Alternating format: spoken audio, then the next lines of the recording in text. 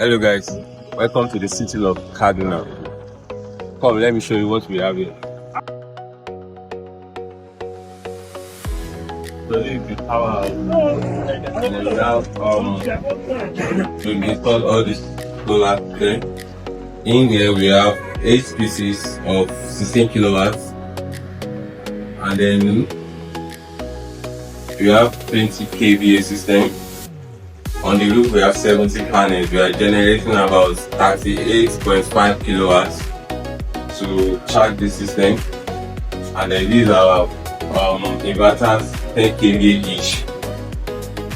So this system was installed in order to power the Coldroom down there. Come, let me show you the Coldroom.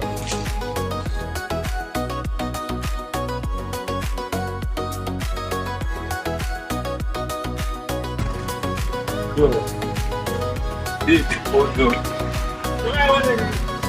And this is the main switch that we're going to use to power the machine inside the Coldroom. And these are our lighting. These are temperature sensor.